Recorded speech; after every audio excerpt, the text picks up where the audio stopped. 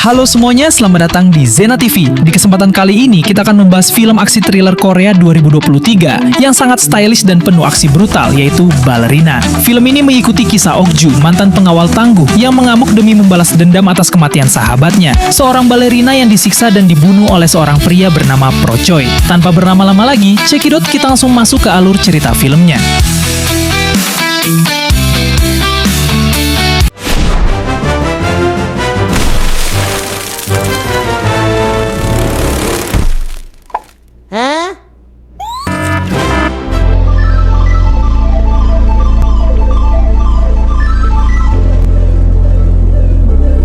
Cerita diawali dengan memperlihatkan sekelompok pemuda yang hendak merampok sebuah minimarket.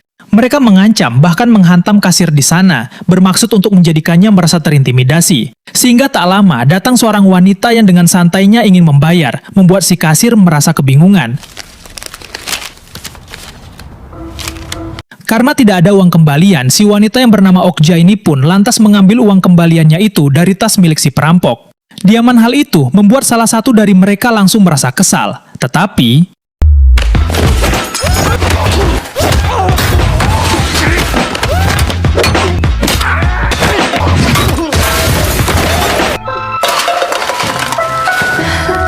disinilah mari saya perkenalkan Anda semua pada latar belakang sosok Okja.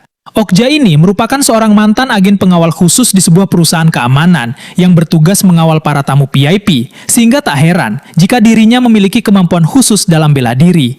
Sepulangnya ke rumah, Okja dihubungi salah satu sahabatnya yang merupakan penari balet atau balerina bernama Minhe. Dia diminta untuk datang menemuinya malam ini, sehingga tanpa buang waktu, Okja pun langsung lekas pergi ke sana dengan menggunakan sepeda motor miliknya.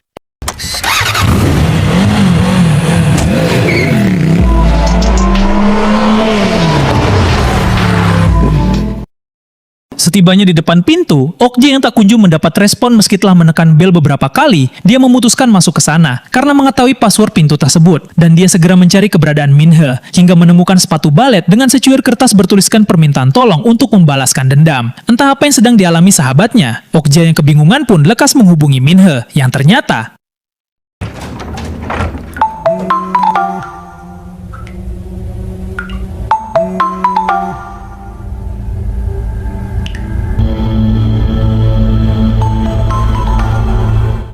melihat Minhe sahabatnya sudah mati, Okja yang merasa kehilangan pun teringat akan awal mula pertemuan mereka, yang mana pada waktu itu dia pergi ke sebuah toko kue, di mana si penjaga toko merupakan teman sekelasnya saat masih SMP dahulu, di mana Minhe yang sadar jika Okja membeli kue ulang tahun untuk dirinya sendiri pun berinisiatif untuk ikut merayakannya.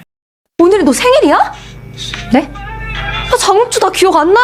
유아중학교 2학년 7반 최민희. Kematian Minhe saat ini menjadi misteri tersendiri bagi Okja, yang harus mencari jawaban mengapa Minhe sampai mengakhiri hidupnya. Dia memutuskan untuk pulang terlebih dahulu dan mencari petunjuk dari sebuah nama yang tertulis pada kertas sebelumnya.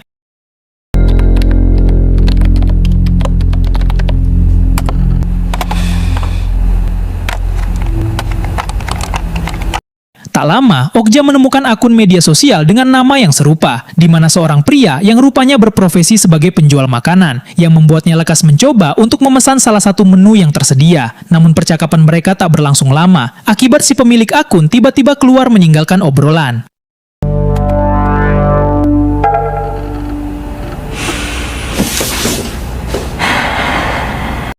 Saat tengah memandangi foto ponsel milik Minhe yang sengaja dibawa oleh Okja, seketika mendapat panggilan dari seseorang dengan nomor tak dikenal. Okja menjawab telepon tersebut dan mendengarkan permintaan si penelpon yang ingin Minhe menemuinya pukul 2 dini hari dengan mengancam akan mencelakai keluarga jika dia tidak menuruti permintaannya. 너 이번에도 안 나오면 그땐 네 친구고 뭐고. Sesuai permintaan si penelpon, Okja pun mendatangi tempat sesuai permintaannya. Dia mulai memantau situasi dari kejauhan dan melihat seorang pria gondrong tengah melakukan transaksi barang haram yang tersimpan dalam makanan. Hingga tak lama, Okja kembali dihubungi oleh nomor tak dikenal yang ternyata adalah si gondrong yang membuatnya lekas segera mengikuti mobil tersebut hingga mengetahui kediamannya.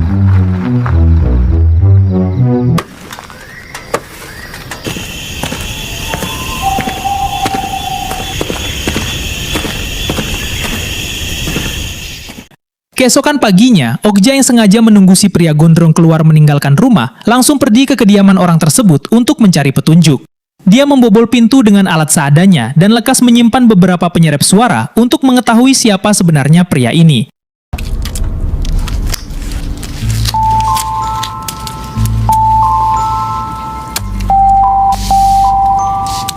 Selesai dengan itu, Okja kemudian masuk ke salah satu ruangan yang terdapat sebuah lemari, yang mana di dalamnya tersimpan alat-alat aneh yang mungkin di antara kalian kaum berbahan pasti ada yang mengerti kegunaannya. Namun bukan hanya itu saja, dia juga menemukan puluhan flash disk yang salah satunya terdapat tulisan balerina.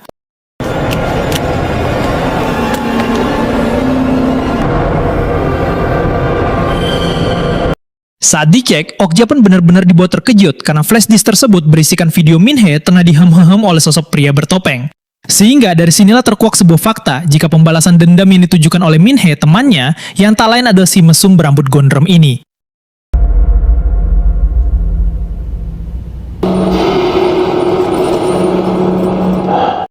Setelah mengetahui apa yang sebenarnya terjadi, hal itu tentu saja membuat Okja merasa sedih sekaligus marah karena tidak dapat melindungi satu-satunya sahabat yang dimiliki.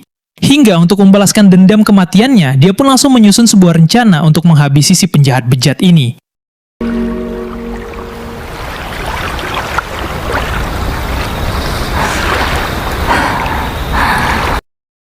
Okja yang sebelumnya telah meletakkan penyedap suara, kini mendengarkan perkataan si gondrong yang hendak mencari mangsa baru di sebuah klub malam. Sehingga tak ada pilihan lain, Okja pun segera pergi ke kediaman Minhee untuk meminjam pakaian, agar dia bisa tampil menarik besok hari.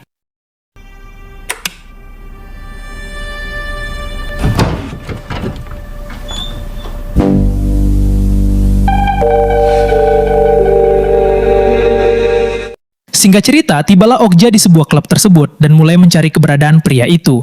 Tapi tak lama, si pria gondrong yang baru diketahui dirinya bernama Choi ini pun seketika datang sendiri menghampirinya dan mengaku sudah saling kenal satu sama lain. Sehingga Okja mulai merayu Choi berharap akan dijadikan mangsa berikutnya. 저기요. 제가 술 한 잔 사도 될까요? Selesai di situ, Okja kemudian dibawa ke sebuah hotel, di mana Koi nampaknya sudah bekerja sama dengan penjaga hotel di sana. Hingga setibanya di dalam kamar, Okja yang berpura-pura teler akibat kebanyakan minum tuak Bali, membuat Koi langsung menyiapkan peralatan, serta mengenakan sebuah topeng kebanggaannya. Dan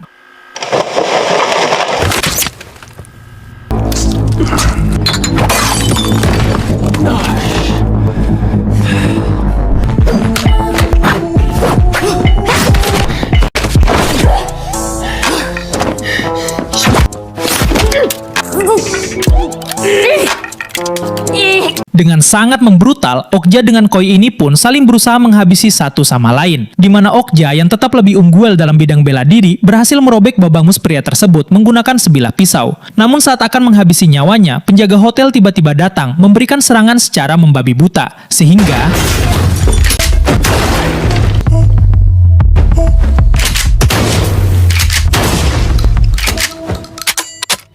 baru saja akan meninggalkan kamar, muncul penjaga lain yang kini datang dengan membawa gergaji mesin. Namun saat pria itu hendak menyerang, seorang wanita mengenakan seragam sekolah dengan sengaja membuka pintu kamarnya, yang membuat penjaga tersebut kehilangan sebagian kakinya.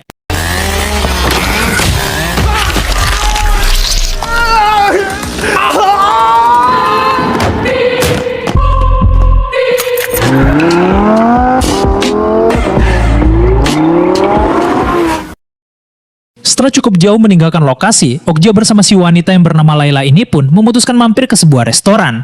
Yang di sana, Layla seketika menceritakan kisah kelamnya yang dijadikan budak oleh Choi dalam rangka begituan. Di mana selama ini, dia hanya bisa pasrah menerima nasib yang dialaminya, karena takut jika video miliknya disebarluaskan melalui internet.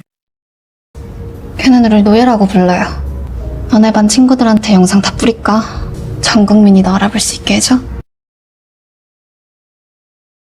Keesokan harinya, Choi yang sudah mendapat perawatan kini didatangi oleh bosnya, yakni seorang ketua geng.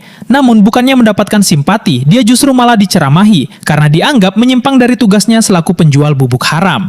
Di mana si bos yang merasa harga dirinya ikut ternodai akibat Choi kalah dari seorang wanita pun memberikan kesempatan untuk Choi menangkap wanita tersebut dalam kurun waktu tidak lebih dari 3 hari.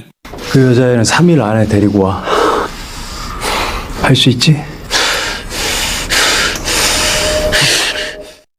Setelah kondisinya mulai membaik, Choi menemui salah satu temannya yang merupakan apoteker bernama Mi Young-sik. Dia meminta beliau agar menghabisi Okja dengan bayaran tinggi dalam kurun waktu 2 hari saja. Di mana Mi Young-sik yang sebenarnya tidak bisa berkelahi, apalagi menghilangkan nyawa orang lain. Dia hanya dapat mengiyakan perintah karena tergiur dengan tawaran yang diberikan.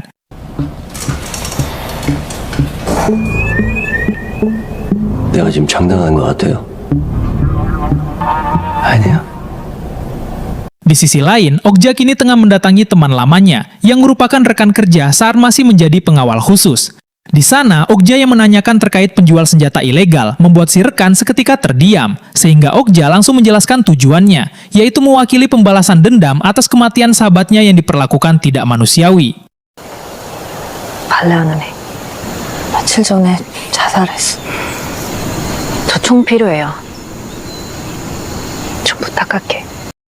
Beberapa jam menunggu, Okja yang sudah berhasil memesan senjata kini berada di ladang tandus, didampingi Layla untuk melakukan pertemuan.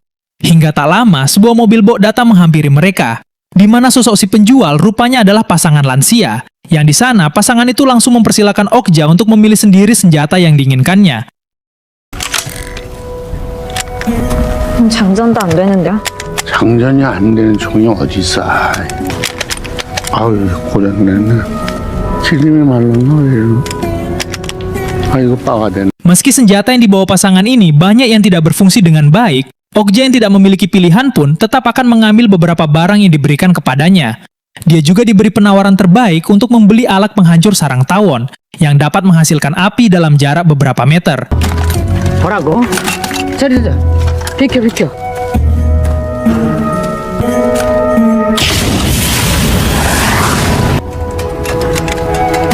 어때?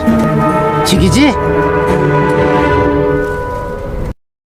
Sepulangnya ke rumah, Okja segera memperbaiki senjata yang baru dibeli olehnya. Dia juga pergi ke minimarket terdekat meninggalkan Layla seorang diri untuk hanya sekedar membeli beberapa cemilan. Namun saat kembali pulang, Okja mendapati Layla tidak ada di ruangan manapun, sampai akhirnya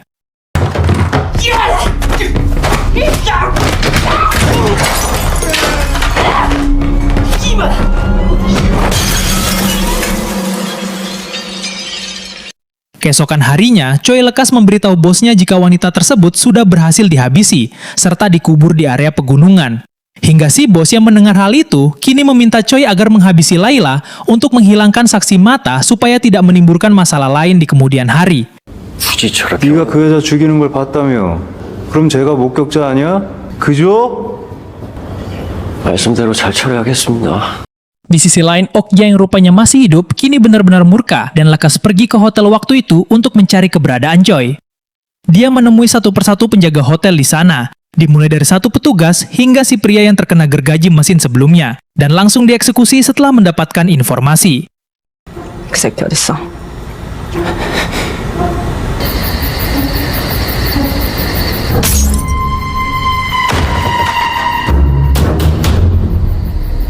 Selesai di situ, Okja dengan bermodalkan tekad yang menggebu-gebu pun nekat mendatangi kandang kuda yang merupakan tempat si bos mengelola bisnis haram. Yang setibanya di dalam, dia menemukan seragam Yuli tergeletak, yang tentu saja membuat tamparannya semakin menjadi. Dan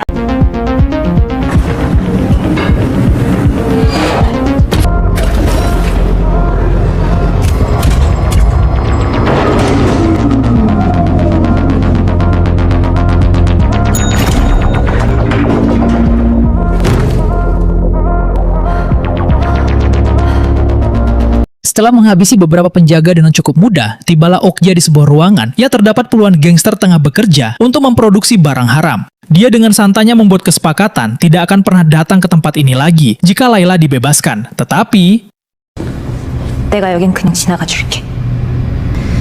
혹시 나한테 말해줄 수 있는 사람 있겠니? 네가 걔구나. dan ya muncullah si bos yang malah bertele-tele dengan mengajaknya makan terlebih dahulu, di mana hal itu membuat Okja semakin emosi dan dengan cepat menghabisi si bos dengan hanya satu tembakan. Sempat berhasil membuat semua anggota gangster merasa terintimidasi, Okja yang malah mendapati pistol miliknya macet pun kini harus menghadapi semua orang yang ada di sana, sehingga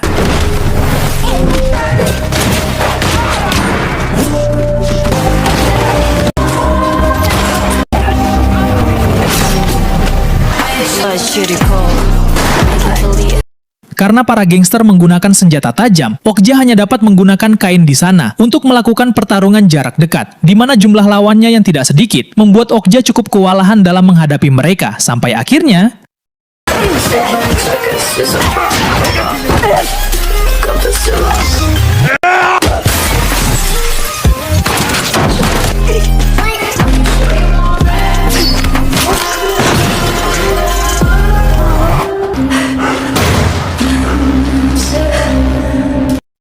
setelah para gangster berhasil dibuat tak berdaya, Okja yang baru keluar hendak meninggalkan ruangan, melihat Yuli yang tak berdaya, kini tengah dibawa oleh Myung-sik tanpa mengeluarkan sepatah kata.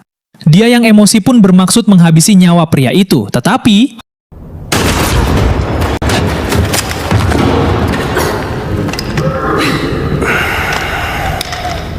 Myung-sik yang berhasil selamat dengan sombongnya berkata kepada Okja jika dirinya akan menghabisi Okja dan meminta Choi agar segera memberikan uang sesuai kesepakatan.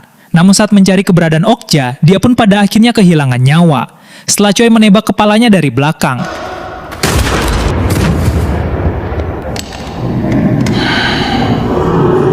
Saat Okja akan dihabisi, Layla yang ternyata masih hidup lekas berusaha menggunakan pistol yang ada di dekatnya untuk menghabisi Choi, di mana hal itu membuat Okja memiliki kesempatan sehingga dapat mengembalikan keadaan dan membuat Choi seketika terkapar tak berdaya.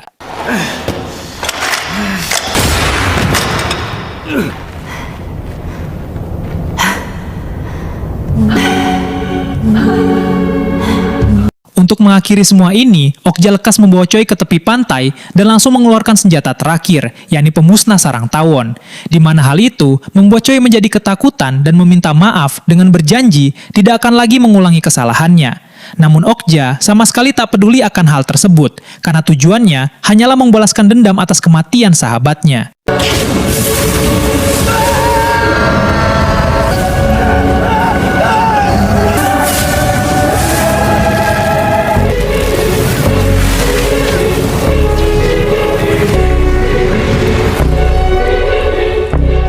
Keesokan paginya, Okja segera pergi ke kediaman Choi untuk mengambil semua playlist yang berisi video pemerkosaan tersebut. Dia bermaksud membakar semua playlist itu tersebut, supaya tidak tersebar luas di media sosial, dan lekas pergi untuk menjalani kehidupan normal seperti sebelumnya.